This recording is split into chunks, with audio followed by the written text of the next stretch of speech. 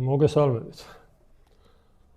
მადლობას გადაგიხდით პირველ რიგში ყველას მობრძანებისთვის. როგორც ჩანს დავემსახურე თქვენი ყურადღება. მოკლე შესავალს გავაკეთებ შემდეგ შეხვედრებზე. ამან ისევ ჩვენ დრო რო არ წავგვართვას ამ საუბარმა. მე ვარ გიორგი დავითაშვილი, ფსიქოთერაპევტი, ვინც არ მეცნობთ აქ დამსწრე საზოგადოებიდან. მუშაობ დავით ტატიშვილის სამედიცინო ცენტრში. ეს არ არის არც ტატიშვილის რეკლამა და არც ჩემი პირადი. მე ვფიქრობ, რომ თუ ადამიანი შენ საქმეს კარგად ასრულებ, ეს არის ყველაზე შენი დიდი რეკლამა. ჩვენი შეხვედრები ჩატარდება კვირაში ერთხელ, ყოველ კვირა დღეს.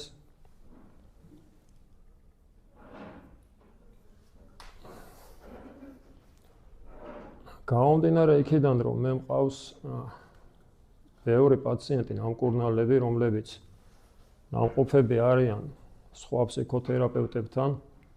მე არ ვასახელებ შეგნებულად არასდროს ამ ფსიქოთერაპევტების ვინაობას.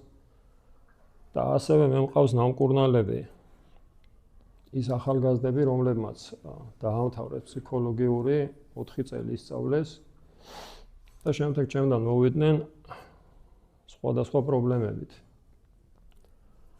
გამომდინარე აქედან მე გადავწყვეტე, რომ მე მომავალ თაობას, ვინც სწავლობს ფსიქოლოგიურზე, მოვუყვები, ჩემებურ ცოდნას გაუზიარებ და მე ეს ცოდნა მაქვს მიღებული პრაქტიკიდან. მე ვფიქრობ, რომ ყველა ეს დიდი ცოდნა მიიღება პრაქტიკიდან. ვერც ერთი თუნდაც ლიტერატურით მიღებულ ცოდნას იმას თუ პრაქტიკაში არ გამოიყენებთ, იმის შინაარს ბოლომდე მაინც ვერ გაიგებთ. და არა მარტო მათ, ვინც ფსიქოლოგიურზე სწავლობს. ნებისმიერ მსურველს, ვინც არის ამ სფეროთ დაინტერესებული, ფსიქოლოგიით დაინტერესებული.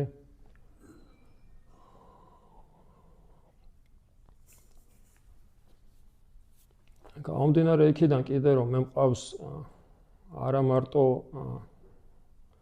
ფსიქიკური, არამედ ბევრი ორგანული დაავადებით ნამკურნალები პაციენტი.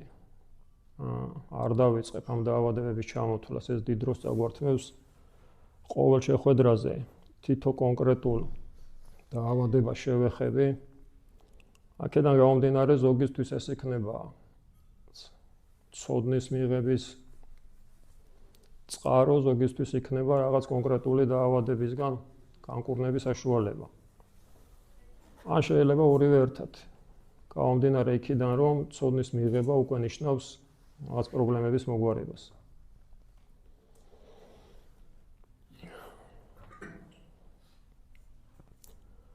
ფსიქოლოგია, ფსიქოთერაპია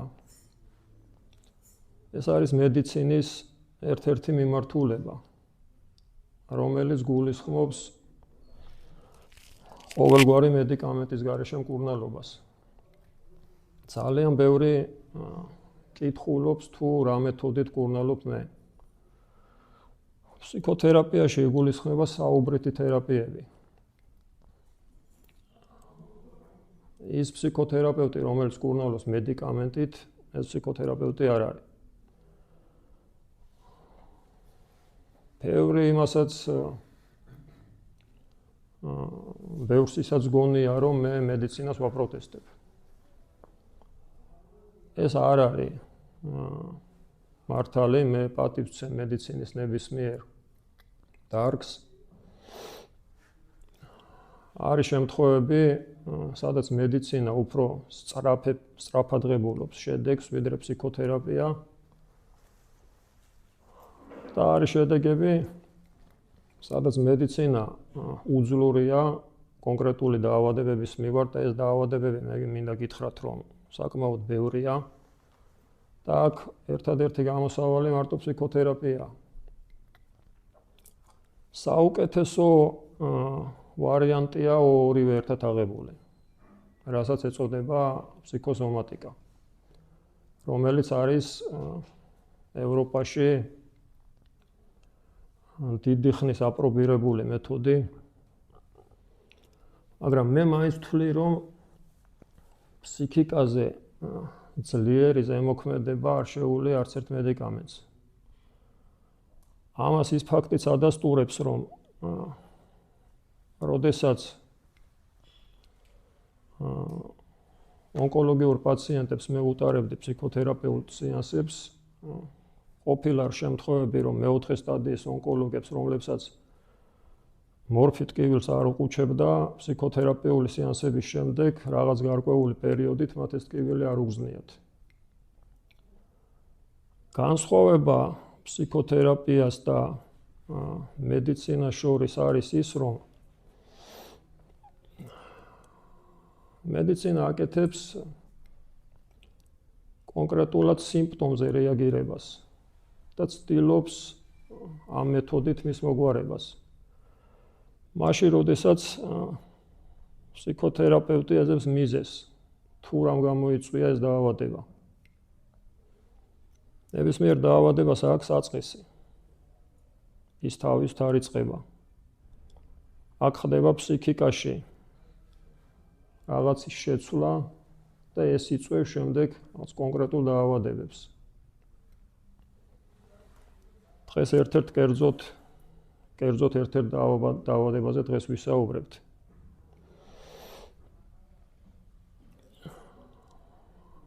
ჩვენი შეხვედრების ფორმატი იქნება კითხვა-პასუხის რეჟიმში, ამიტომ თუ ვინმეს აქ ყოფ საზოგადოებიდან რაღაც კითხვა გაუჩნდება, მე ვეცდები ამ კითხვაზე უფრო მეტად ამომწურავი პასუხი გავცე.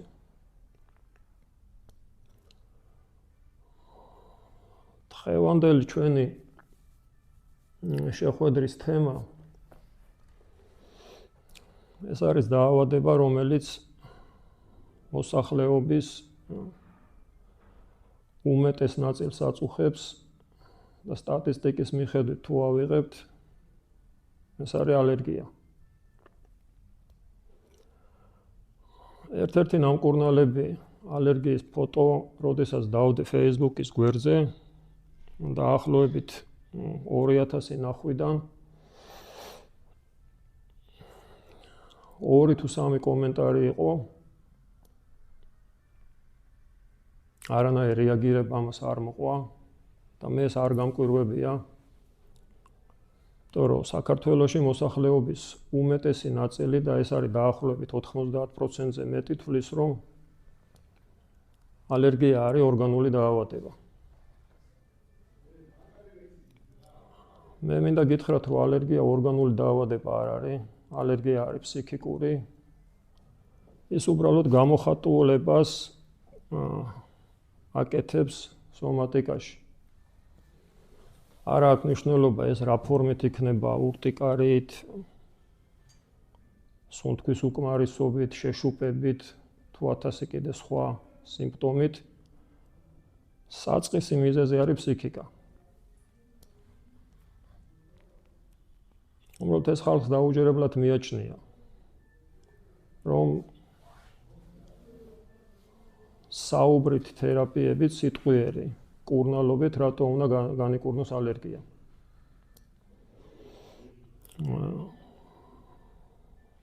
არის შემთხვევები, როდესაც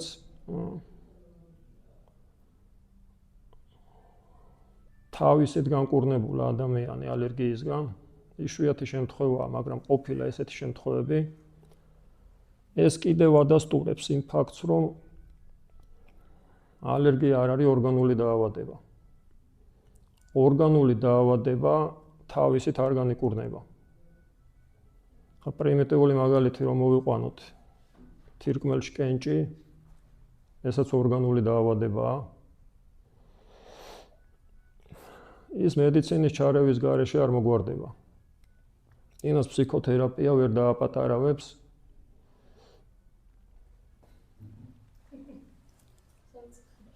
სამწუხარო რეალობაა, კი ბატონო. ამიტომ მე ესეთი პაციენტები არ მყავს. აქ მედიცინის გარდა არის კიდე კარგი გამოსავალი, სწორი ცხოვრების რეჟიმი, სწორი კვება. თუმცა ეს მაინც მედიცინის სფეროა.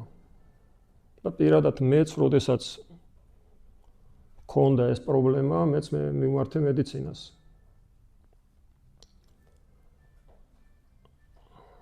ის დაავადებები, რომლების საწყისიც არის ფსიქიკა, სამწუხაროდ იქ მედიცინა არაკომპეტენტურია. იმიტომ რომ იქ ყველაზე საუკეთესო გამოსავალი არის ამ დაავადების დროებით მოგვარება და დაავადების განკურნება ნიშნავს მედიკამენტის გარეშე კარგად ყოფნას და არა ის რომ წამალს უჭირავს ეს ფონი. ამიტომ ის დაავადებები, რომლების საწყისიც არის ფსიქიკა,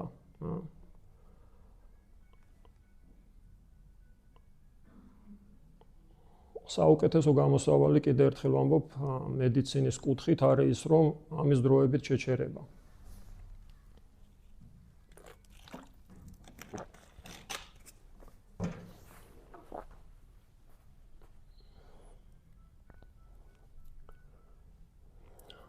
ალერგიის გამოწვევის არსებობს რამდენიმე მიზეზი.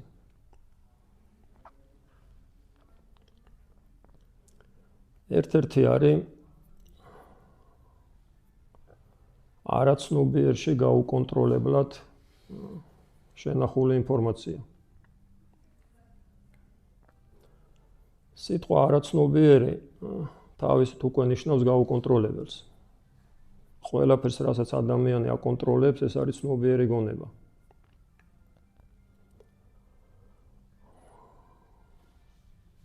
არაცნობიერი საკმაოდ რთული ფენომენია და ადამიანის ფსიქიკაში ერთ-ერთი წამყვანი როლი უჭირავს. ბავშვობაში მეც დიდი ხანი დამჭირდა იმის გასააზრებლად, თუ რამდენად მნიშვნელოვანი ფაქტორია არაცნობიერი. დიდი ხანი რაც პროცესებს წერდა, ერთ-ერთ პროცესს, სადაც მე ეს არაცნობიერი აღწერე, ჩემებურად დავარქვი წამის რეალობა. ამაზე შემდგომ შეხვედრებზე ვისაუბრებთ, იმიტომ რომ ეს საკმაოდ ცლად მოსაყოლი თემაა. ამას ორი სიტყვით ვერ გადმოგცემთ. ადამიანები თავისი ცხოვრების უმეტეს ნაწილს შეადგენს არაცნობიერი.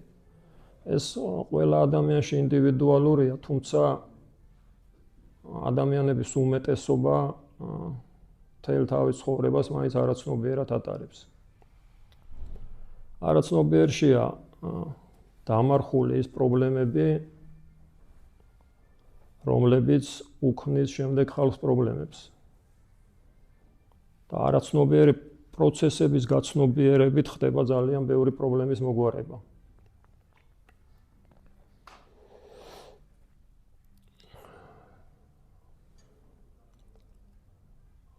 საუკეთესო ექიმი არის თავის ექიმი.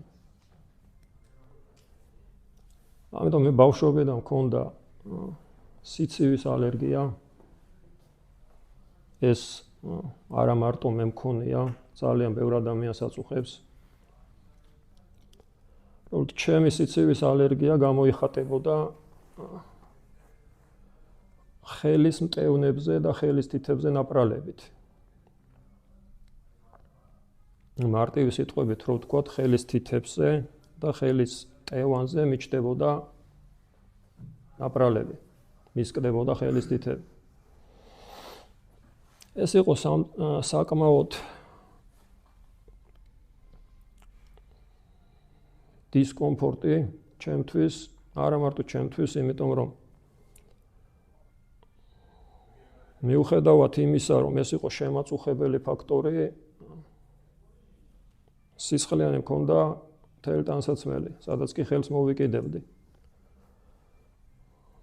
საკმარისი იყო ზამთარში შემოდგომიდან გაზაფხულამდე, აი ეს პერიოდი, საკმარისი იყო მე 1 წუთით ტელეფონისთვის მეპასუხა ქუჩაში,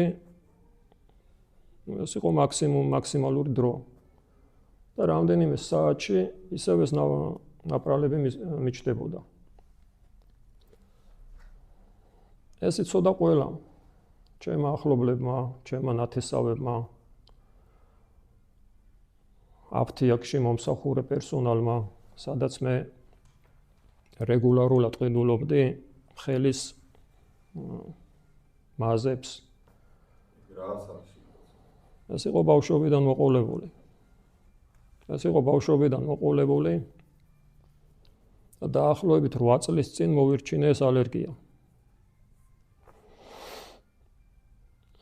ეს ალერგია რომ მოვირჩინე, მე მახსოვს მაშინ ეხლაც არ ჯერა, ჯერ საზოგადოებას რო ალერგია არის ფსიქიკური და ამას არანაირი მედიკამენტი არ ჭირდება. და 8 წლის წინ მით უმეტეს ეს იყო ხალხისთვის იმდენად დაუჯერებელი, რომ მე მახსოვს, როდესაც აფთიაქში შევედი რაღაც კონკრეტული მედიკამენტის საყიდლად და ეს ხელის მაზი აღარ ვიყიდე. იქ გაკურებულებმა შემეკითხეს, რომ ალერგიაო აღარ გაწუხებსო? და ყველაზე მნიშვნელოვანი ის იყო, რომ მე ამ ხალხს ვაკვირდებოდი, რომ ესენი ხელებზე მიყურებდნენ, იმიტომ რომ მე ხელთათმანის გარეშე ზამთარში ქუჩაში ვერ გავიდოდი. და ხელთათმანითაც ეს ძალიან დიდი დისკომფორტი იყო, იმიტომ რომ ხელთათმანით ვერ პასუხობდი ტელეფონს. ყოფილა ისეთი შემთხვევებიც, როდესაც გვერდზე მდგომისთვის მithოვია, რომ ტელეფონისთვის მომხმარებოდა, რომ ეს მეპასუხა ამ ტელეფონისთვის. ეს იყო დაუჯერებელი ხალხისთვის და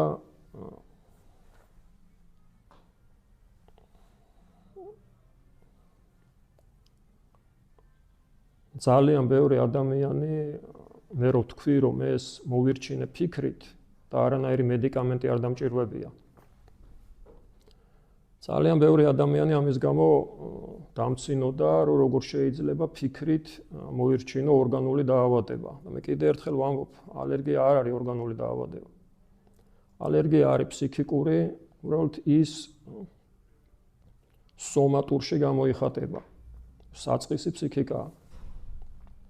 და დაახლოებით 8 წლის წინ ეს ალერგია მოვირჩინე.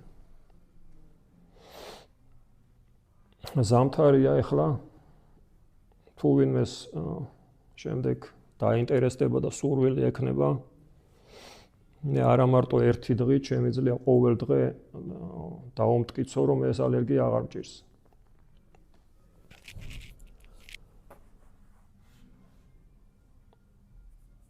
ესეთი ექსპერიმენტით ჩავატარე, რომ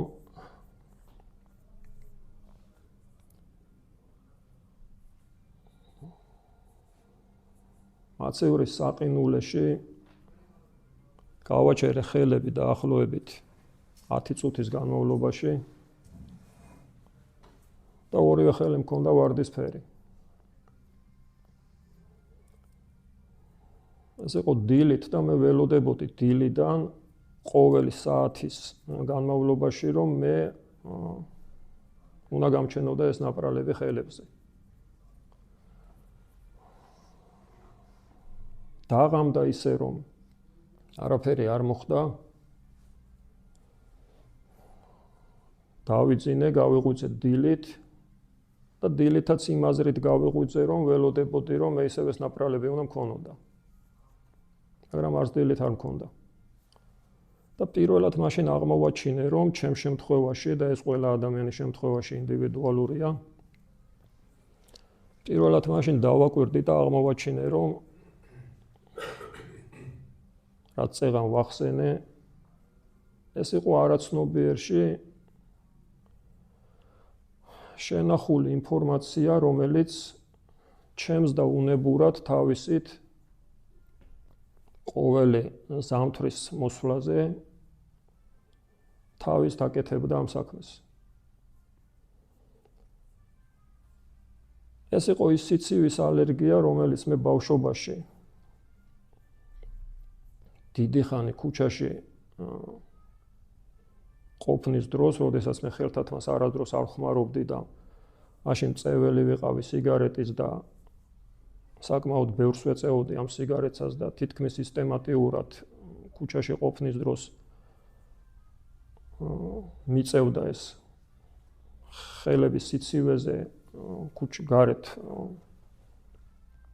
ჯიბიდან ამოღება. ეს იყო არაცნობიერში ჩარჩენილი ინფორმაცია. და აი ეს ზუსტად მაშინ დავაკვირდი და მაშინ მივხვდი, რომ აქ სხვა სიცივეს არანაირი მნიშვნელობა არ ქონდა. ამიტომ იყო რომ მე მაცივრის სიცივემ მაცივრის საყინულის სიცივემ, რომელიც უფრო მეტი იყო ვიდრე ქუჩის სიცივე, მე არანაირი რეაქცია არ მომცა. ეს არის არაცნობიერში გაუკონტროლებლად ჩარჩენილი ინფორმაცია, რომელიც არა მარტო ალერგიის შემთხვევაში, ბევრი სხვა სიმპტომების შემთხვევაში იწვევს იგივე რეაქციას. ამის პრიმიტიულ მაგალითს მოვიყვან, უფრო გასაგები რომ იყოს რაზე ვსაუბრობთ, იმიტომ რომ არაცნობიერის ცნება, როგორც ვახსენე, საკმაოდ რთული ფენომენია არაცნობიერი და ამის ესე მარტივად გაგება შეუძლებელია. დაუშვათ ადამიანს უყვარს რომელიღაც ხილი დაუშვათ ნებისმიერი ავიღოთ პორტოხალი. საღამოა.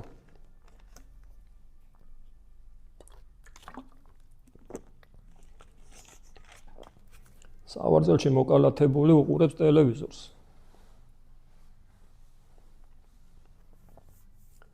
და გაახსენდა რომ სახლში აქვს პორტოხალი. და ძალიან უყვარს ეს პორტოხალი. და გადაწყვიტა რომ მიირთვას. მაგრამ ეს პორტოხალი არის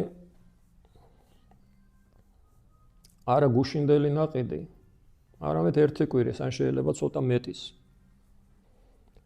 და ოდნავ გემო აქვს უკვე შეცვლილი ამ პორტოხალს, გადამწიფებულია. მაგრამ ძალიან უყვარს პორტოხალი. და ეხლა საღამოს დაეზარა პორტოხლის გამო გარეთ გასვლა და გადაწყვიტა რომ მიირთვას.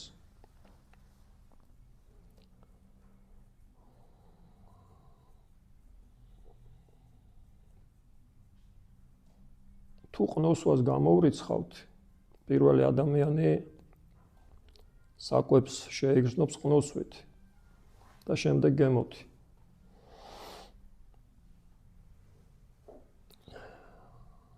პირველივე გასინჯვისთანავე, როდესაც ადამიანი მიირთმევს ვადაგასული საკვები დავარქვათ, მაშინვე აქვს რაღაც რეაქცია. მაგრამ გამომდინარე იქიდან, რომ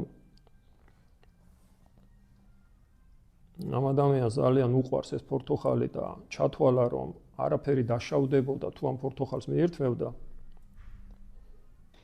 ეს პორტოხალი მაინც მიირთვა.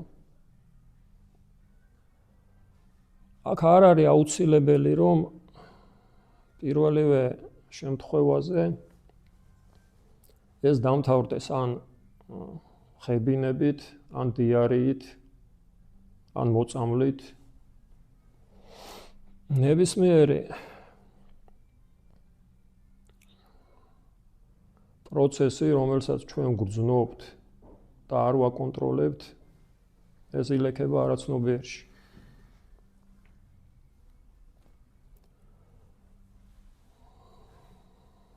მე მყოლია პაციენტები, რომლებიც ერთი აი ესეთი შემთხვევის გამო დაწყებიათ ალერგია. მაგრამ ეს ცოტა იშვიათი შემთხვევაა. ესეთი შემთხვევა შეიძლება განმეორდეს თუ თუნდაც რამდენჯერმე, ან შეიძლება ორჯერ.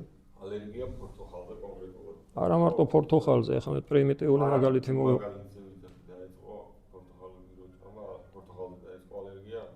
დავამთავრებ. აქ არა აქვს მნიშვნელობა, რომ ეს იქნება ფორთოხალი, თუ იქნება სხვა საკვები. და კიდე ერთხელ ვამბობ, რომ ამას არა აქვს დროში შეზღუდვა. დროის ინტერვალი. შეიძლება მეორე მოხდეს 1 თვის შემდეგ, იგივე, ან შეიძლება 1 წლის მერე. არაცნობიერ გონებას აქვს ცნობიერზე ბევრად კარგი მეხსიერების უნარი. ამას ადასტურებს თუნდაც ის ფაქტი, რომ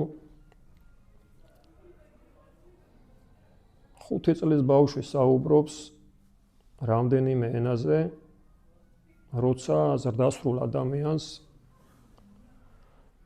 ჭირდება ძალიან დიდი ძალის ხმევა, რომ 3 წლის განმავლობაში 3 ენაზე დაიწყოს საუბარი, თუნდაც ისე, როგორც საუბრობს 5 წლის ბავშვი.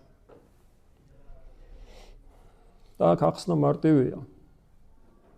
რომ ბავშვს 5 წლამდე პრაქტიკულად არ გააჩნია ცნობიერი გონება, ძალიან მინიმალურია ის. ეს არის არაცნობიერი. ამიტომ ბავშვის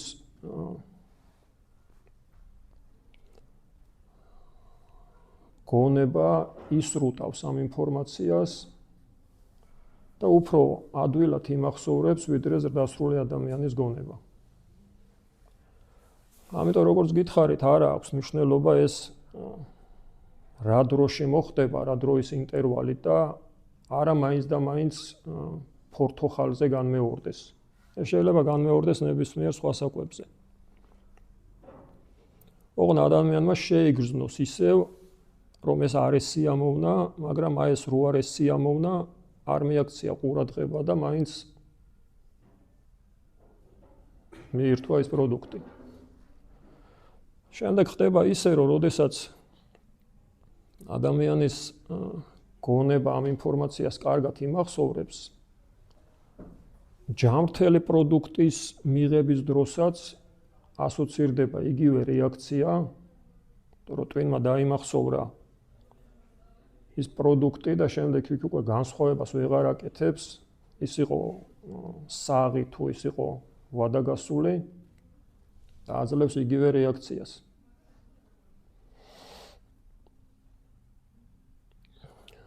არაცნობიერზე საუბარი დიდხანს შეიძლება. ამაზე კიდე არაერთხელ ვისაუბრებთ, არაერთხელ დავუბრუნდებით ამ თემას.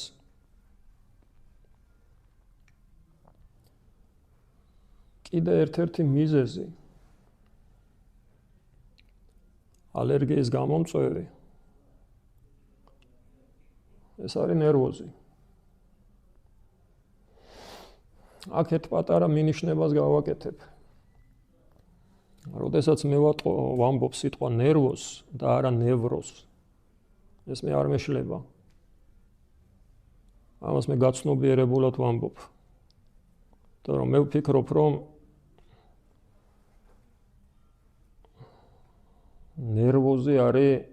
ნერვოზი ასოცირდება ნერვიულ სისტემასთან და უფრო სწორი ფორმაა თუ ვიტყვი ნერვოს და არა ნევროს. თუმცა ყველას თავისი არჩევანი აქვს. გამომდინარე იქიდან, რომ მე ყველაზე დიდი ცოდნა მივიღე პრაქტიკიდან და არ ყვები აქ ლიტერატურიდან აღებულ მასალას და არ ვაკეთებ არც ერთი ფსიქოლოგის და ფსიქოთერაპევტის ციტირებას. მე ესე დავარქვი ამ დაავადებას.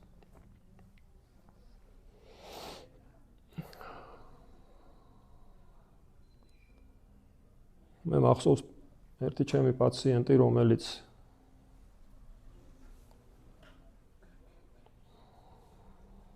მრავალი პრობლემით იყო ჩემთან მოსული და მან ჩამოთვალა ეს პრობლემები. ბოლოში მითხრა, რომ აწუხებს ეს და ბოლოში მითხრა, რომ აქვს ნერვოზიც. მე ვუთხარი, რომ აქედან უნდა დაეწყო.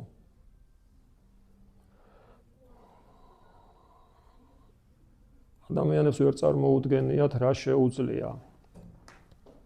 რისი გაფუჭება შეუძლია ადამიანის ნერვულ სისტემას და შემდეგ რისი გამოსწორება შეუძლია ისევ ამ ადამიანის ნერვულ სისტემას.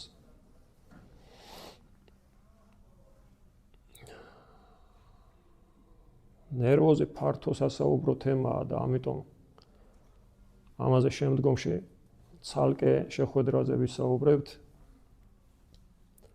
უამრავი დაავადება ახასიათებს ნერვოზს.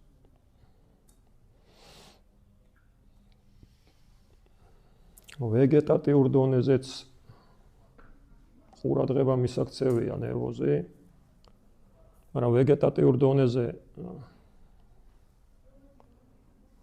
უფრო გამოიხატება კონვერსიული სტერიებში და უფრო მსუბუქ ფორმაში, მაგრამ ნერვოზი, რასაც მე დაავადებას უწოდებ, ეს ნიშნავს იმას, რომელიც უკვე სომატურში აკეთებს გამოხატულებას. ბევრ ამ დაავადებასთან ერთად ნერვოზის დროს ადამიანს აქვს ემოციური ფონი ამაღლებული. ეს არის ნერვოზის ერთ-ერთი ფორმა. ერთ-ერთი ნიშანი, რომ ემოციური ფონი არის მომატებული. ეს ადამიანები ნებისმიერ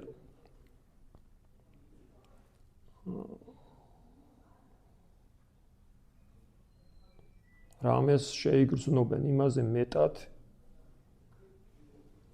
ვიდრე სხვა ადამიანი. ამათ აქვთ გამძაფრებული რეაქცია ყველაფერზე და ნერვოზიანი ადამიანი მინდა გითხრათ, რომ ერთი დადებითი თვისება ისაა აქ, რომ არა ყველა შემთხვევაში, მაგრამ ერთ-ერთი დადებითი თვისება ის არის, რომ საკმაოდ კარგად აზროვნებენ.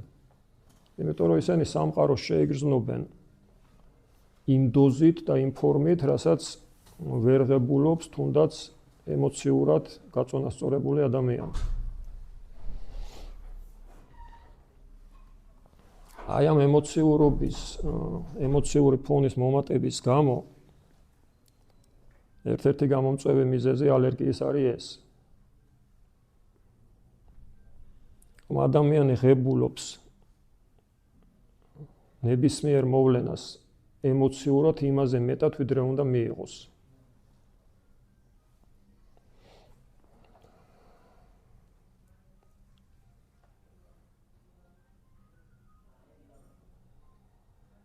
ერთ-ერთი კიდევ მნიშვნელოვანი ფაქტორი, რომელიც მე ფიქრობ, რომ ეს ყველაზე მნიშვნელოვანია და ყველაზე ხანგრძლივ მკურნალობას მოიცავს, ეს ეხება ბავშვობას.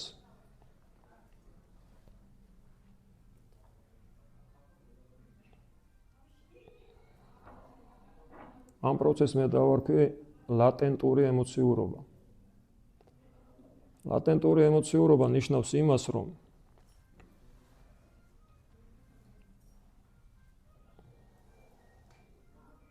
ადამიანს შეიძლება ქონდა ლაღი ბავშვობა, არანაირი პრობლემები. არც მშობლებისგან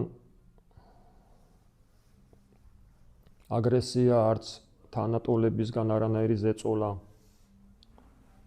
დაკმაყოფილებული ქონდა ყველანაირი მოთხოვნილება. და შემდგომში, როცა გაიზარდა, არც მაშინ არ ქონია არანაირი პრობლემა. მაგრამ არის კატეგორია ხალხის ესეთი ადამიანების, რომლებსაც აქვს ალერგია. ეს არის შემთხვევა, როდესაც მშობლები ყავს ემოციურები,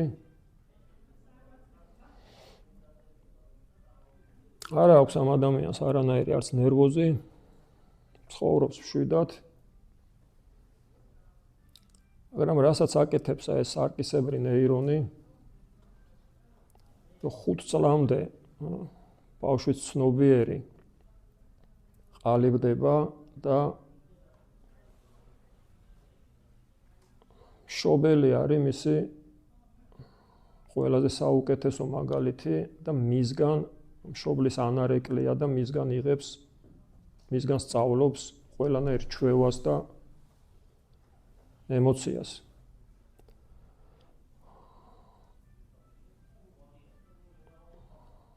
აქ არა აქვს მნიშვნელობა, ეს იქნება მშობელი, ეს იქნება ბებია ბაბუა, თუ ეს იქნება ძიძა. აქ ხდება ის, რომ ყალიბდება ბავშვი ემოციური და შემდეგ ეს ყველაზე ხანგრძლივი პროცესია. მკურნალობის აქ იწყება ბავშვობიდან, ეს მკურნალობა აქ იწყება როდესაც ბავშვები მოუყვანიათ ჩემთან, კვირაში ერთხელ ვიბარებ ბავშვს, კვირაში ერთხელ ვიბარებ მშობელს. იმიტომ რომ ბავშვის პრობლემა ძირითადად არის მშობლის პრობლემისგან გამომდინარეობს. და აქ ყველაზე ზრდასრული ადამიანიც ბავშვია, როდესაც მას ეს ბავშვური ემოციურობა ჩარჩენილი აქვს და არ არის ეს პრობლემა მოგვარებული. ეს უნდა გააკეთოს ამ ფსიქოთერაპევტმა, ან არის შემთხვევები, როდესაც ეს ბავშვური ემოციურობა შემდეგ ზრდასრულობაში თვითონ ახერხებს ადამიანი თავის პრაქტიკებიდან გამომდინარე ამ ემოციური მდგომარეობის შეცვლას.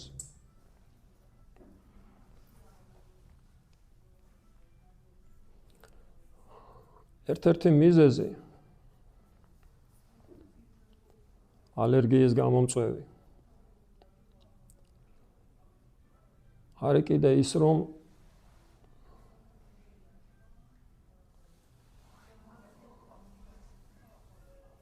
ადამიანი ვერ აკეთებს რეალურად მოვლენების აღქმას. ამაში იგულისხმება ის, რომ ნებისმიერი კერძი უფრო ადვილი გასაგები რო იყოს, რომელიც მზადდება რაღაც სუნელებით. ადამიანი მიჩვეულია, რომ ერთი და იგივე კერძს, რომელსაც მშობელი იქნება თუ მეუღლე, აკეთებს, ეს ადამიანი მიჩვეულია ამ კერძის გემოს. ნებისმიერ გაკეთებულ ნებისმიერი ადამიანის გაკეთებულ კერძში ამ ადამიანში ასოცირდება მხოლოდ ის გემო, რომელსაც უმზადებდა მშობელი, ან ოჯახის წევრი.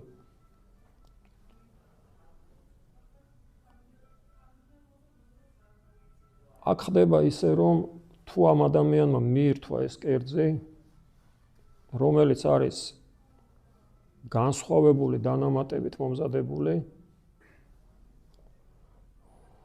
ამ ადამიანმა შეიძლება ჩათვალოს, რომ ეს კერძი არ არის ვარგისიანი.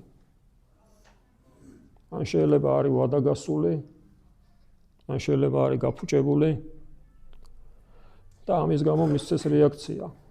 მაგრამ აქ ერთ საინტერესო კითხვა იბადება.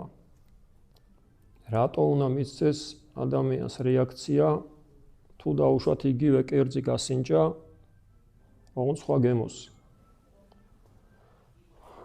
ამბობენ, რომ კუჭი არის ძალიან ჭკვიანი ორგანო. მას თუ რაღაც არ მოეწონა,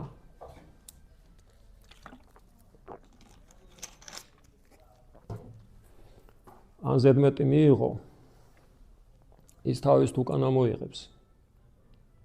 ეს სწარი მოსაზრებაა მედიცინის. მე ძალიან ბევრი ადამიანი მინახია გადაჭარბებული საკვების მიღების შემთხვევაში, რომ მოხვედრილა რეანიმაციაში. ადამიანის ფსიქიკას აქვს თავდაცვის ძალიან კარგი მექანიზმი. ამიტომ კუჭს რომ ეს საკვები ზედმეტი მოუვიდა, აქ ტვინმა მიიღო ინფორმაცია, რომ ეს საკვები კუჭში არასაკმარისზე მეტია. და ამიტომ კუჭს რო პრობლემები არ შეექმნას, ტვინმა მისცა ბრძანება, რომ ეს საკვები უკან უნდა ამოიღოს. და ამ თავდაცვის მექანიზმი, რომელიც ადამიანის ფსიქიკას გააჩნია, ეს არის ზუსტად ის, როდესაც ადამიანმა როცა გასინჯა კერძი სხვა დანამატებით დამზადებული და არ მოხდა აქ რეალურად აღქმა ამ სიტუაციის, ტვინმა მისცა ბრძანება, რომ ეს არის გაფუჭებული საჭმელი და ორგანიზმმა არ უნდა მიიღოს. ესე გამოდის, რომ ქვეცნობიერი არასწორ ინფორმაციას გვაწვდის, როდესაც არა გაფუჭებულ საკვებზე ინფორმაციას გვაწვდის, რომ შეიძლება გაფუჭებული იყოს და ამისგან მოვიწამოთ. არა, ნახეთ. პორტოხლის შემთხვევაში შეიძლება სხვა დროს კარგი პორტოხალი შეჭამა, მაგრამ ის დამახსოვრებული ქონდეს, რომ შეიძლება მოგწამლოს, ანუ შეცდომაში შეყავს ცნობიერი, ქვეცნობიერი ხშირ შემთხვევაში. ნახეთ, შეიძლება, ოღონდ აქ განსხვავება არის რა, იცით, თუმცა ეს ორი სხვადასხვა თემაა. ამას ცალ-ცალკე განვიხილავ და შემდგომშიც ცალ-ცალკე მოვყვები ამას, იმიტომ რომ ეს ორივე ვრცლად სასაუბრო თემაა. პირველი შემთხვევაა ის, რომ ის კონკრეტული საკვები ადამიანს აქვს გასინჯული და არაცნობიერში აქვს დამახსოვრებული ინფორმაცია. ეს არის, რომელიც არაცნობიერს დარჩა მეხსიერებაში და შემდეგ არაცნობიერი ადამიანის კონტროლის გარეშე აკეთებს თავის საქმეს, მაგრამ თქვენ რომელიც ბრძანეთ. ეს არ არის არაცნობიერში შენახული ინფორმაცია. ეს არის ის შემთხვევა, ამას ესე ქვია, მე დავარქვი უფრო სწორედ, ამას დავარქვი პოზიტიური აზროვნება. ადამიანები ხშირ შემთხვევაში ვერ აღიქვავენ მოვლენებს სწორედ, ადეკვატურად. აი ნერვოზის გამომწვევის ერთ-ერთი ფორმაც ეს არის. ვის გამღიზიანებელი, რაც ადამიანში არსებობს, ეს არსებობს იმიტომ, რომ ის რაღაც მოვლენას ვერ აღიქვავს სწორი ფორმით. ერთი და იგივე მოვლენა ორი ადამიანისთვის შეიძლება რადიკალურად განსხვავებული იყოს. აი საკვების შემთხვევაშიც იმიტომ თქვი, რომ როდესაც ვერ აკეთებს, შეიძლება ეს იყოს ძალიან მცირე კატეგორია ადამიანების. თუმცა მე ამის გამოკვლევა არ ჩამიტარებია, სტატისტიკის მიხედვით ვერ გეტყვით, რამდენი პროცენტია, მაგრამ პრაქტიკაში მქონია პაციენტებიდან გამომდინარე, რომ არის შემთხვევა, როდესაც ადამიანი არაადეკვატურად აღიქვავს რაღაც მოვლენებს და კონკრეტულ ამ შემთხვევაში ვერ გააცნობიერა ის, რომ ეს საკვები შეიძლება იყოს სხვა გემოსიც. ამიტომ კიდევ ერთხელ ვამბობ, ტვინს აქვს ადამიანის ფსიქიკას აქვს ეს დამცავი ფუნქცია. რომ ნახეთ ადამიანი, ის ადამიანი, რომელმაც საერთოდ ცურვა არ იცის, ის რო წყალში ჩააგდო, ის ყველანაირად ეცდება, რომ თავი გადაერჩინოს. იმიტომ რომ ადამიანს გააჩნია ეს თავდაცვის ინსტინქტი, თვითგადარჩენის ინსტინქტი. და ამ შემთხვევაში თქვენს და უნებურად თქვენმა ფსიქიკამ მოახდინა ის, რომ თქვენ დაგეხმარათ ამაში. ნახეთ, საკმარისი იყო და ძალიან ესეთი პრიმიტიული მაგალითიც შემიძლია მოვიყვანო, როდესაც მარტივად ამიხსნია მე პაციენტისთვის არანაირი ქვეცნობიერზე არაცნობიერზე მუშაობით. ძალიან მარტივად ამიხსნია, რომ ეს საკვები შეიძლება იყოს სხვა გემოსიც. უბრალოდ ნახეთ, უნდა მიიღო ეს როგორიც არის და მაშინ შენი ფსიქიკა ამაზე რეაგირებას არ გააკეთებს. კიდე ერთხელ ვამბობ, ეს შეიძლება იყოს ძალიან პატარა პროცენტი. თუმცა მე აქ ყველანაირ ვერსიას განვიხილავ. ანუ ხალხი რო თulis რომ ალერგია არის ორგანული და აქ მედიკამენტით უნდა უმკურნალო, რომელსაც არანაირი შედეგი არ აქვს. საუკეთესო შემთხვევაში კიდე ერთხელ ვამბობ, ის არის დროებითი ეფექტი. და იმ შემთხვევაშიც კი, როდესაც მედიკამენტით ადამიანი განკურნებულა, თუნდაც ალერგიის შემთხვევაში, მე დაზუსტებით შემიძლიათ გითხრათ, რომ ამ შემთხვევაშიც მოხდა ის, რომ ადამიანის ფსიქიკაში მოხდა რაღაც ცვლილება, რის გამოც ამ ალერგიამ გაუარა, უბრალოდ ეს მედიკამენტს მიეწერა, ესე რომ ვთქვათ. ბოდიში, ანუ მედიკამენტებს ძირითადად დამამშვიდებელი ეფექტიც აქვს, როგორც ვიცი, და შეიძლება ამასაც ის ეფექტი აქვს, რომ ნერვულ სისტემას თუ დაიმშვიდებს, მაგ შემთხვევაში შეიძლება უკან დაიჭიროს ალერგია.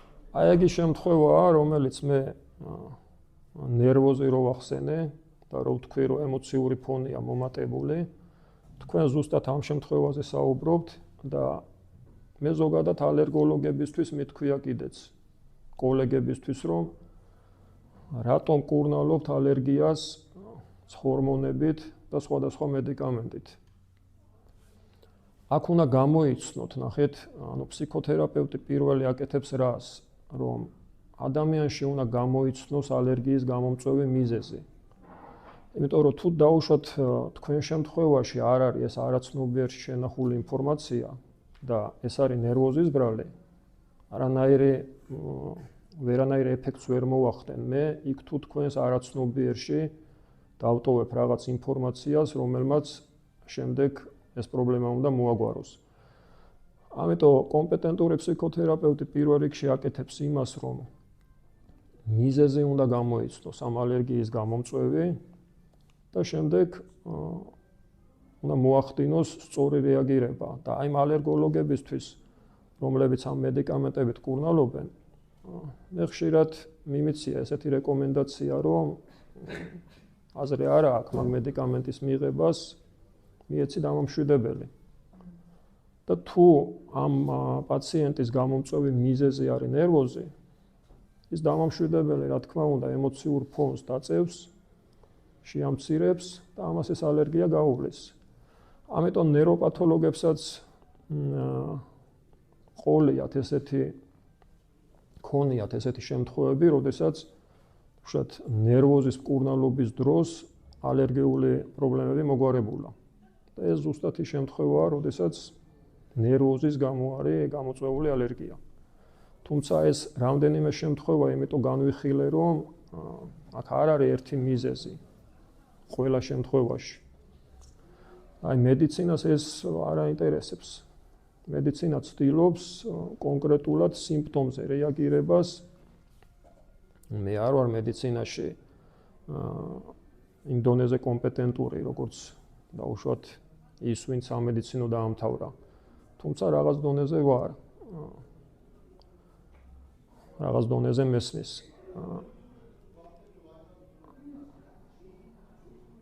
ნახეთ, არა მარტო ალერგია. დიდი ხანი რამდენიმე წელი ღებულობდი ონკოლოგიურ პაციენტებს. თან ყველა იყო მეოთხე სტადიის. მე ეს პროცესი იქამდე დაწერილი მქონდა, რა იწვევს ონკოლოგიას. და ყველასთან კურნალობის დროს მე ერთი და იგივე აღმოვაჩინე. რა თქმა უნდა, იქ პრაქტიკამ კიდე ბევრი რაღაც მასწავლა, თუმცა ეს არ არის ორგანული დაავადება, ნახეთ. მე არა ვარ პირველი, რომელიც ამაზე ვსაუბრობ. არც იმას გამოვრიცხავ, რომ ქიმიოთერაპია ცუდია. მე მქონია შემთხვევები, როდესაც ქიმიოთერაპიით პაციენტები განკურნებულან. მაგრამ მხოლოდ ქიმიოთერაპიით მკურნალობა ეს პირდაპირ გზაა დაღუპვისკენ. რომ მე ხა ზაფხულში ვიყავი ვენაში წასული, საკმაო ხანი გავჩერდი და ახლობით 1 თვე ვიყავი. იქ ძალიან ბევრ საავადმყოფოში მივედი და გავესაუბრე და იქ მითხრეს, რომ ქონდათ შემთხვევები, როდესაც ქართველებმა ჩამოიყვანეს პაციენტი და იმათმა უთხრეს, რომ ამისთვის ამ ეტაპზე ქიმიოთერაპიის გაკეთება არ შეიძლება. ამათმა დააძალეს და გაუკეთეს ქიმიოთერაპია და რამდენიმე კვირაში გარდაიცვალა. ონკოლოგიური დაავადება არ არის ორგანული დაავადება. ის არის ფსიქიკური. ამიტომ ის გადაგვარებული უჯრედი რაღაცამ გამოიწვია. ხო, არის ხომ ის კითხვა ინერვიულად, ძალიან ინერვიულად ყოფილა მაგალითად შეიძლება ძალიან ინერვიულად და დაგემართვა. არა, ნახეთ, ნერვიულ სისტემაზე არის აგებული ძირითადად ყველა დაავადება. ჩემთვის დაავადებების გამომწვევი ორი მიზეზი არსებობს. ერთი არის ადამიანის ცენტრალური ნერვული სისტემა და მეორე არის ხერხემალი. ჩემთვის სხვა გამომწვევი მიზეზი დაავადების არ არსებობს. ინერვიულად და გამოიწვია, რა თქმა უნდა, თუ ადამიანს მეტი კომპეტენცია არ გააჩნია, რა თქმა უნდა, კი ბატონო, ნერვიულობამ შეიძლება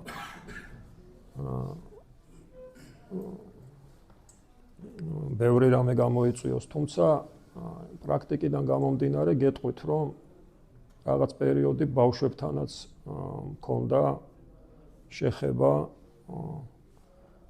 არასრულწლოვანებთან, ონკოლოგიურ პაციენტებთან და ბავშვებში სტრესი არის გამომწვევი, კი ბატონო, ონკოლოგიის. რასაც ვერ ვეტყვი ზრდასრულების შემთხვევაში. ზრდასრულების შემთხვევაში ძალიან პატარა ფაქტორია სტრესი, იმიტომ რომ სტრესი როგორც არის დამანგრეველი ორგანიზმის, ასევე არის პირიქით. სტრესის დროს ძალიან ბევრი ადამიანი თავისით განკურნებულა ონკოლოგიისგან. იმიტომ რომ სტრესი უბრალოდ არ აძლევს იმის საშუალებას, რომ ეს ამ დაავადებაზე აქცენტირება გადაიტანოს ამ დაავადებაზე. სტრესი ბევრი რამის განკურნების საშუალებაა.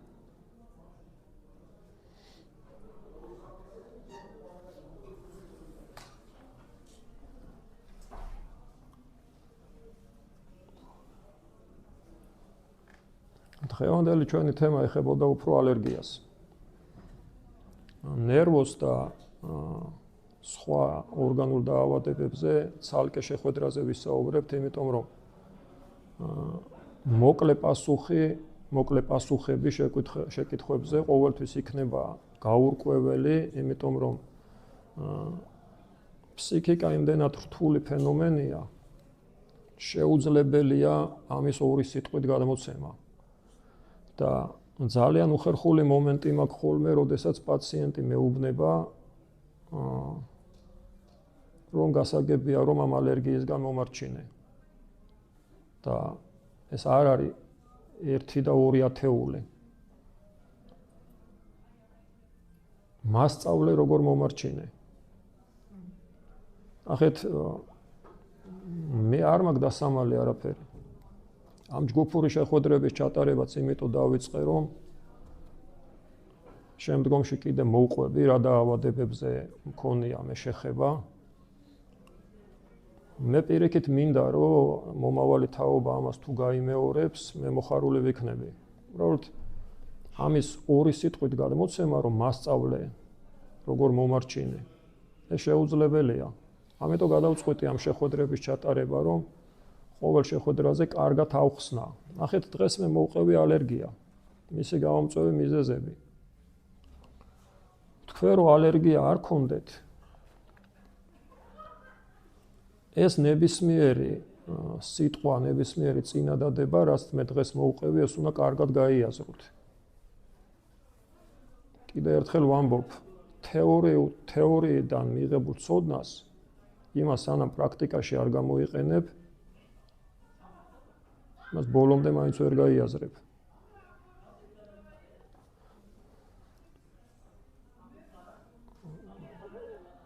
კარგია რომ ამის მიზეზი გაიგეთ. თუმცა დამეთანხმებით, რომ ძალიან ბევრი ადამიანი ჯერ კიდევ ვერ დაიჯერებს იმას, რომ ალერგია არის ფსიქიკური. ძალიან ბევრი ისევ გადაწყვიტავს, რომ მედიკამენტით მკურნალობა ჯობია და ეს გაგრძელდება მრავალი წლები და ვერ მიიღებს ამ შედეგს, მაგრამ იქ არის ხოლმე ესეთი პასუხი, რომ თუ ვერ გააკეთა წამალმა, რატო უნდა გააკეთოს სიტყვა.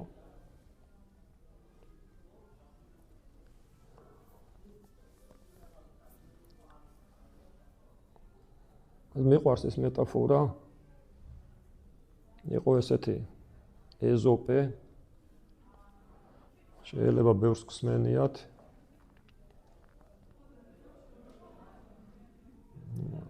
ეზოპედან მოდის ძირითადად ეს მეტაფორები. ეზოპე ყვებოდა ისტორიებს, რომლებსაც შემდეგ სხვები მეტაფორებად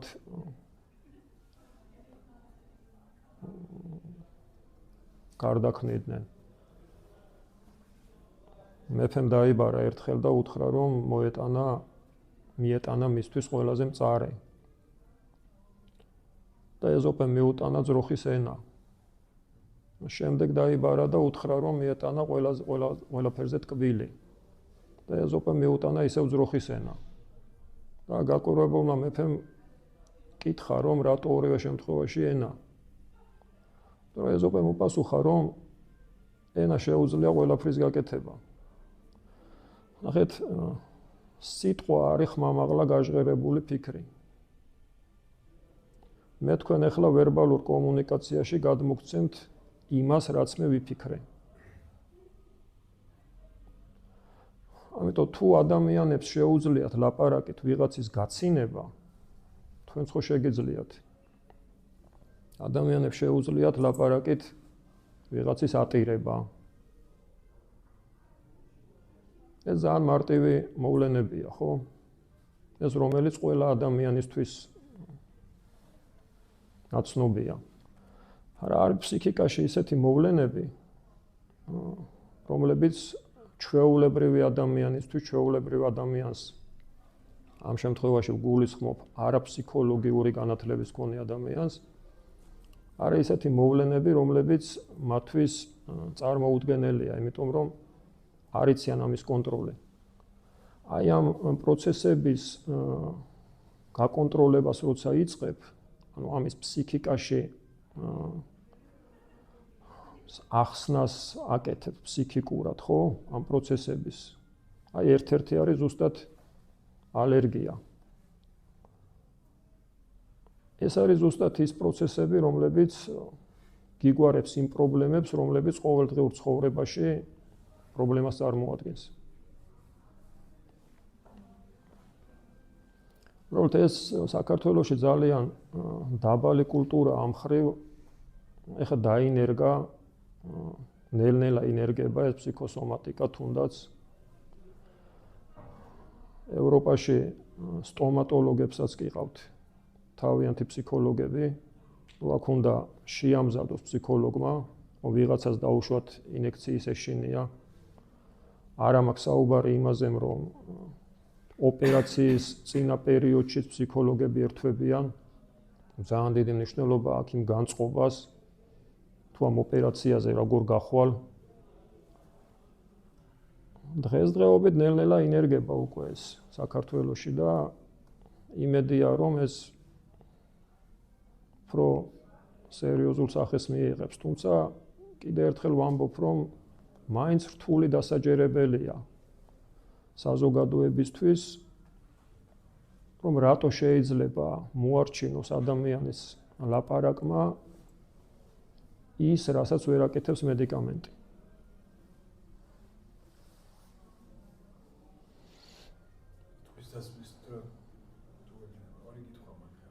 ერთი მაინტერესებს როგორ არის პროცესი, რომ აღმოაჩინო რისგან მოდის ადამიანის ალერგია, საერთოდ წამოვიდა, როგორ უნდა აღმოაჩინო ეგ და მეორე მაინტერესებს ისეთი ალერგიები, რომელიც არის საფრთხთან დაკავშირებული, მაგალითად კატის ალერგია, კატის ბეწვის. ეგ ალერგიები როგორ ჩნდება არასაკუთრებულ ალერგიები და პროცესია მაგის. მადლობა. საკვებზე ალერგია რო ვახსენე.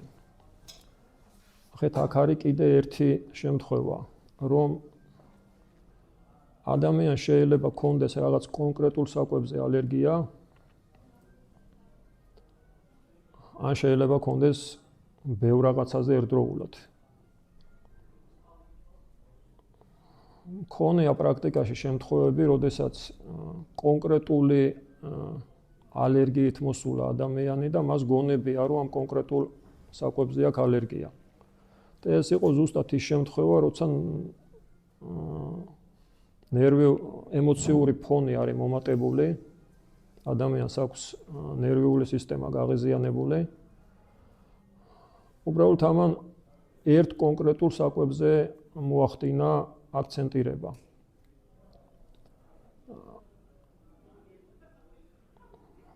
იმ შემთხვევაში, როდესაც ეს ის შემთხვევა კონკრეტულ საკვებზე როცა აქვთ რეაგირება, ეს ის შემთხვევაა, როდესაც არაცნობიერში რჩება ზუსტად ეს გაუკონტროლებელი ინფორმაცია. მაგრამ იმ შემთხვევაში, როდესაც ადამიანს არ აქვს კონკრეტულ საკვებზე და აქვს ზოგადად ალერგია, ეს იქნება გინაც კატის ბეწვი, გინაც გაზაფხულის მტვერი, სარეცხის ფხვნილი, ნებისმიერი სუნამო. ეს არის ის შემთხვევა, როდესაც ადამიანს აქვს გამძაფრებული რეაქცია და ემოციური ფონი არის მომატებული. აი ამ შემთხვევაში თუნდაც როგორც თქვენ ახსენეთ,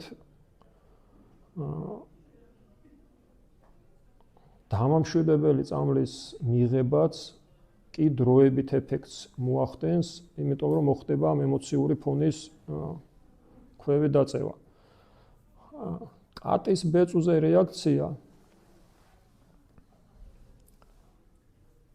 ეს ინდივიდუალურია გამოსაკვლევი, ეს არის არაცნობიერში დარჩენილი ინფორმაცია, თუ არის ეს ნერვოზული ფონისგან გამოწვეული.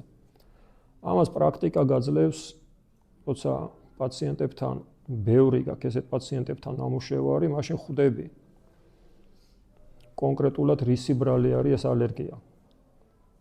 ამ შემთხვევაში შეიძლება იყოს ის, რომ თუნდაც ღრმა ბავშვობაში ეს ინფორმაცია დარჩა მეხსიერებაში და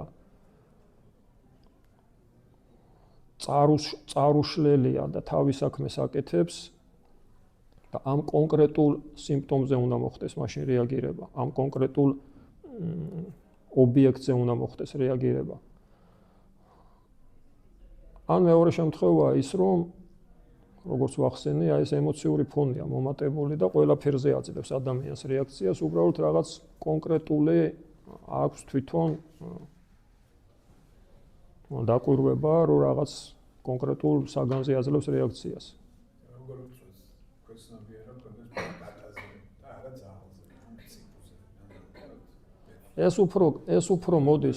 ეს უფრო მოდის ბავშვობიდან, როცა ადამიანი ვერაცნობიერებს, 5 წლამდე ბავშვი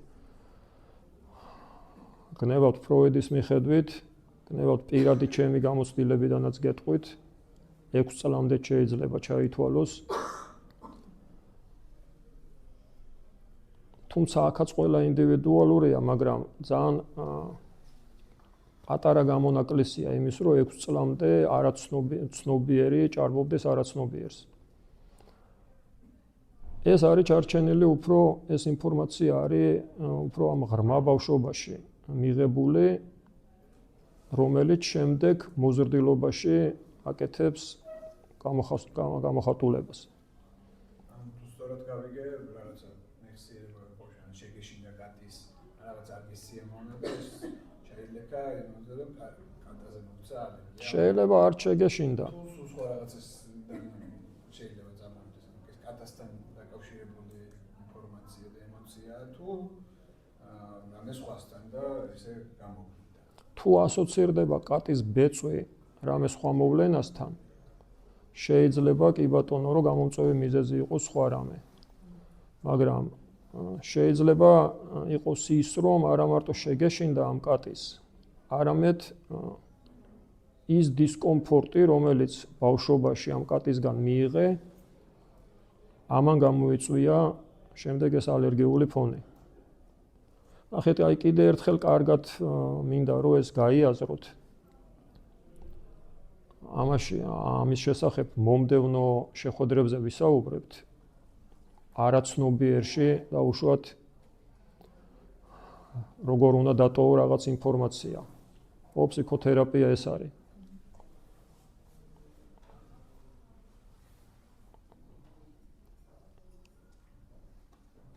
ადამიანი, როდესაც რაღაცას გრძნობს და იმაზე რეაგირებას არ აკეთებს, ეს რჩება არაცნობიერში. აი, გაციების შემთხვევაში შემიძლია ვთქვა. მე ჩავატარე ექსპერიმენტი. ზაფხულში, სახლში გაუსვლელად ოთახიდან 2 დღეღამის განმავლობაში, როცა არც კონდიციონერი ქონდა ჩართული და არც არანაირი ორპირი ქარი არ ყოფილა, 3-ჯერ გავიხადე თავის ურდოთი ავად, დამჭირდა საათნახევარი და დაახლოებით 4 საათი დამჭირდა, ისევ გამოჯამრთელდი. 7 წლის წინ აი ამ აუდიტორიაში მე ეს პროცესი მოვყევი და ძალიან ბევრმა ვერ გაიგო. ეს იყო ზუსტად ის შემთხვევა, როდესაც არაცნობიერში მე დავტოვე ის ინფორმაცია, რომელმაც შემდეგ თავის საქმე გააკეთა. და აი ადამიანი ხშირად რო ცივდება, სურდო არ არის ორგანული დაავადება. სურდო არის ფსიქიკური. ადამიანი, რომელიც ალბათ გსმენიათ ბავშვებში, რომ ძალიან ბევრ მშობელს უთქვია, რომ ეს ბავშვი სუგაციებულია. და ძალიან ბევრი ბავშვია ეგეთი. არის ისეთი ბავშვები, არსებობენ ისეთი ბავშვებიც, რომლებიც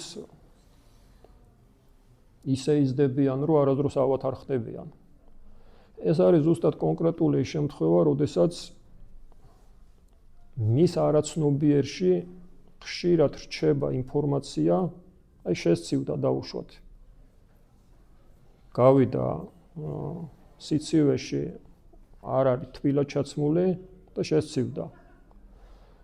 ახლა თუ გააცნობიერებთ, რომ ცივა, მაშინ რას გააკეთებ? ჩაიცმევ, ხო? და აღარ შეგცივა. მაგრამ გავედი გარეთ და შემცივდა და მე ამაზე რეაგირება არ გავაკეთე, ეს ნიშნავს, რომ მე ეს ინფორმაცია შევანახინე ჩემს არაცნობიერს, რამდენ ესეთ ინფორმაციასაც შევანახინებ, იმდენჯერ მე გავცივდები. არაცნობიერი საკმაოდ რთული ფენომენია. კიდე ერთხელ ვამბობ, ამის ესეთ შეხვედრაზე მოყოლა წარმოუდგენელია და რამდენად მნიშვნელოვანია არაცნობიერის სწორედ მართვა, ეს ფსიქოლოგიის ერთ-ერთი მიმართულებაა. ამიტომ ნახეთ, დღის განმავლობაში რომ რამდენჯერმე გავცივდი, ესე რომ საერთოდ არ შემცივნია. ეს კიდე ცოტა სხვა თემაა, იმიტომ რომ მე პრაქტიკიდან გამომდინარე, რომ ეს თემა კარგად მესმის, მე შევძელი ამის გაკეთება. თუმცა ადამიანს ამის გაკეთება გაუძნელდება. მაგრამ ნებისმიერ იმ შემთხვევაში, როდესაც თუნდაც აი სიცივის შემთხვევაში, ეს ამ სიცივეს გრძნობს, მაგრამ რეაგირებას არ აკეთებს და ამ სიცივეში მოძრაობს. სცივა, ხო? შეგრძნებაში ხო გაქვს ეს რო ქცივა, მაგრამ რეაგირებას არ აკეთებ. ეს რჩება ადამიანის არაცნობიერში. და შემდეგ უცებ აღმოაჩენს, რომ სურდო აქვს. და მერე კითხვა იბადება, სად გავცივდი?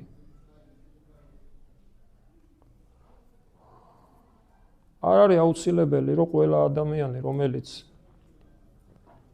მოკლე სახელურით გავა, თუნდაც ზამთარში გარეთ, ყველა ავად გახდეს.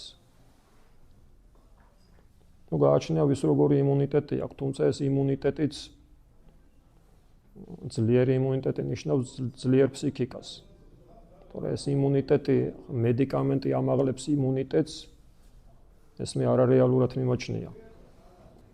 თუ ადამიანმა ეს სიცივე არ შეიგრძნო, აი პოზიტიური აზროვნება ვახსენე. არის ადამიანები, რომლებიც საერთოდ ვერაფერს ვერ გრძნობენ.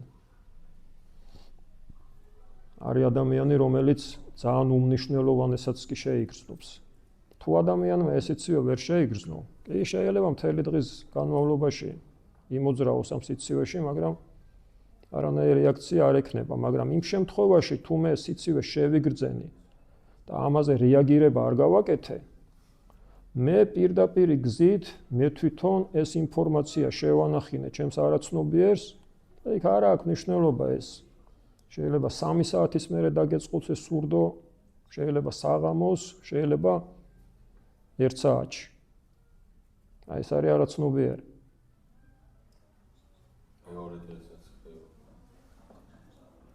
უნდა გააკეთოს ადამიანები, რომ თავის ეკილიბროს ეგეთ სიტუაციებში და თქვა მოიჩინოს კატის ალერგია. ან კაცი რა უნდა გაიაზროს მაგისთვის, რომ დამთავრდეს.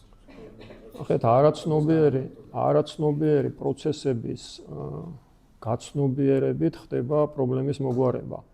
თუ ადამიანი თავისით ვერ ახერხებს ამის გაკეთებას, მაშინ აქ ჭირდება საჭიროა ფსიქოთერაპევტის ჩარევა.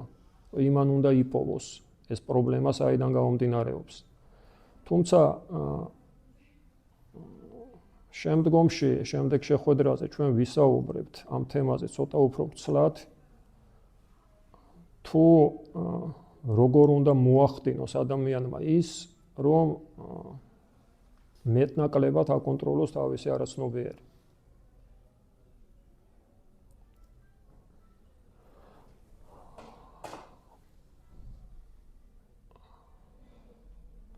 დღევანდელი შეხვედრა ამით დავამთავროთ. მადლობას გადაგიხდით კიდევ ერთხელ. სულ ყველას მომბრძანებისთვის.